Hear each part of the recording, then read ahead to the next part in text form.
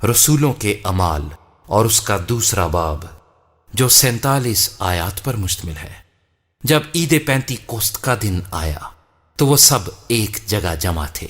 کہ یکایک آسمان سے ایسی آواز آئی جیسے زور کی آندھی کا سناٹا ہوتا ہے، اور اس سے سارا گھر جہاں وہ بیٹھے تھے گونج گیا،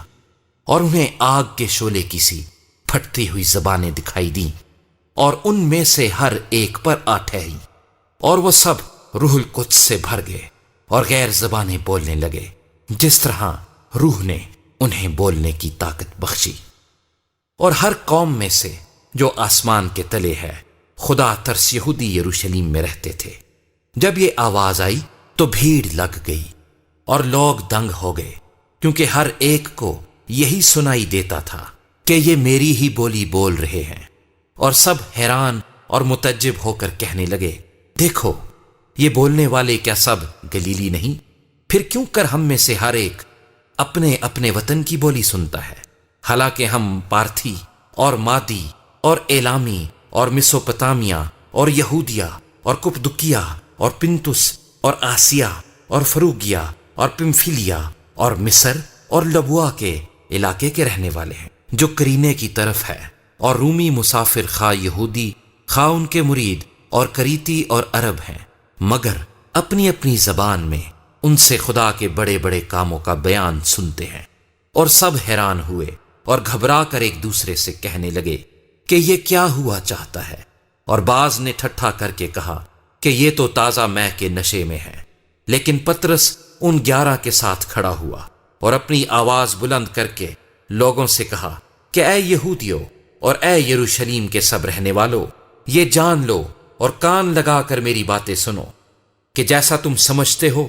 یہ نشے میں نہیں، کیونکہ ابھی تو پہر ہی دن چڑھا ہے، بلکہ یہ وہ بات ہے جو یوئیل نبی کی معرفت کہی گئی ہے کہ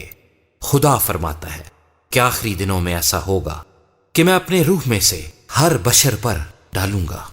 اور تمہارے بیٹے اور تمہاری بیٹیاں نبوت کریں گی، اور تمہارے جوان رویا اور تمہارے بڈھے خواب دیکھیں گے، بلکہ میں اپنے بندوں اور اپنی بندیوں پر بھی ان دنوں میں اپنے روح میں سے ڈالوں گا، اور وہ نبوت کریں گی، اور میں اوپر آسمان پر عجیب کام اور نیچے زمین پر نشانیاں یعنی خون اور آگ اور دھوئیں کا بادل دکھاؤں گا۔ سورج تاریک اور چاند خون ہو جائے گا، پیشتر اس سے کہ خداوند کا عظیم اور جلیل دن آئے، اور یوں ہوگا کہ جو کوئی خداوند کا نام لے گا نجات پائے گا۔ اے اسرائیلیو، یہ باتیں سنو کہ یسوع ناصری ایک شخص تھا جس کا خدا کی طرف سے ہونا تم پر ان معجزوں اور عجیب کاموں اور نشانوں سے ثابت ہوا جو خدا نے اس کی معرفت تم میں دکھائے۔ چنانچہ تم آپ ہی جانتے ہو، جب وہ خدا کے مقررہ انتظام اور علم سابق کے موافق پکڑوایا گیا تو تم نے بے شرع لوگوں کے ہاتھ سے اسے مصلوب کروا کر مار ڈالا، لیکن خدا نے موت کے بند کھول کر اسے جلایا، کیونکہ ممکن نہ تھا کہ وہ اس کے قبضے میں رہتا، کیونکہ داؤد اس کے حق میں کہتا ہے کہ میں خداوند کو ہمیشہ اپنے سامنے دیکھتا رہا،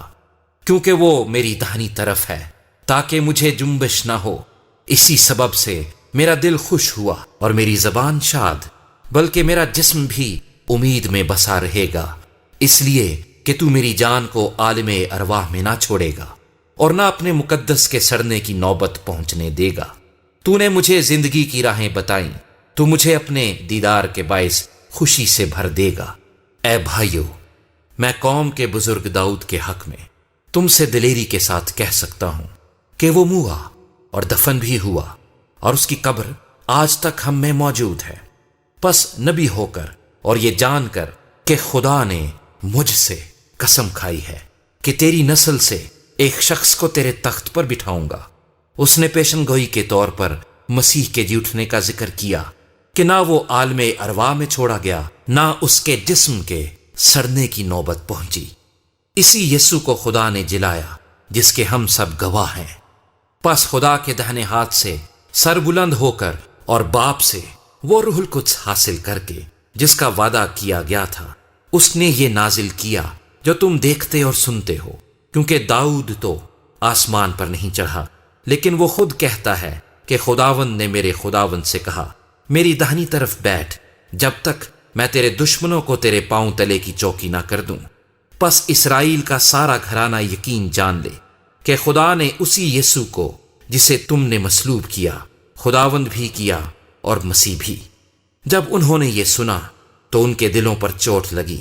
اور پترس اور باقی رسولوں سے کہا کہ اے بھائیو، ہم کیا کریں؟ پترس نے ان سے کہا کہ توبہ کرو اور تم میں سے ہر ایک اپنے گناہوں کی معافی کے لیے یسوع مسیح کے نام پر بپتسمہ لے تو تم روح القدس انعام میں پاؤ گے، اس لیے کہ یہ وعدہ تم اور تمہاری اولاد اور ان سب دور کے لوگوں سے بھی ہے جن کو خداوند ہمارا خدا اپنے پاس بلائے گا۔ اور اس نے اور بہت سی باتیں جتا جتا کر انہیں یہ نصیحت کی کہ اپنے آپ کو اس ٹیڑھی قوم سے بچاؤ۔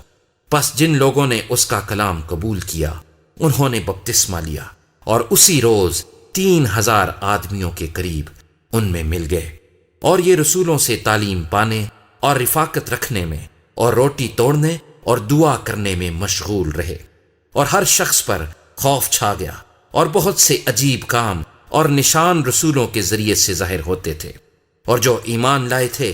وہ سب ایک جگہ رہتے تھے اور سب چیزوں میں شریک تھے، اور اپنا مال و اسباب بیچ بیچ کر ہر ایک کی ضرورت کے موافق سب کو بانٹ دیا کرتے تھے، اور ہر روز ایک دل ہو کر ہیکل میں جمع ہوا کرتے، اور گھروں میں روٹی توڑ کر خوشی اور سادہ دلی سے کھانا کھایا کرتے تھے،